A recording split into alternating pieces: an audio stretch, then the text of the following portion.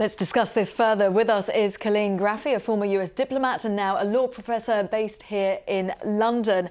A very positive speech, this image of a shadow of crisis having passed. This is going to really appeal. Well, very much so. He's got a lot to be happy about. The economy is turning a corner. The unemployment is down to 5.6%. So and his poll ratings are up. But on the other hand, he needs to hope that that page doesn't flip back with regard to the Middle East. He sort of was pushing the point of 2 wars ended, but that conflict's not over. So I'm sure that's not settling well with people that feel that he's not paying enough attention to the Middle East. But focusing on the economy, let's focus on the positives. He is really much calling out to those middle classes. He's saying, you know, I am with you. I haven't forgotten you. Well, and that's the lineup for the 2016 campaign, is that everyone is looking to how can we reach out to the middle class.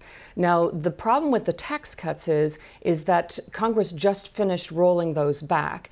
And he also knows that he's got a Republican Congress. And many say his State of the Union address seemed to belie the fact that he lost the midterm elections. He took a thumping, and he should have been doing these things while he had a Democrat Congress. And instead, he's doing the things that he knows will not pass a Republican Congress. There's 2 things that he might get through. One is on cybersecurity, which he talked about, very important. The other is on trade. And the Transatlantic Trade and Investment Partnership, TTIP we call it, is very important both for Europe and the United States and also for Asia. And if he has a chance of getting that through, he needs to do it swiftly while he's got this Congress in place. So what's the thinking then? Why is he doing this? He's very much looking for throwing forward, isn't he? Well, you're right, because he's only had 2 vetoes in the last 6 years, and yet he's threatened 4 vetoes with a Congress that he's saying that he wants to work with.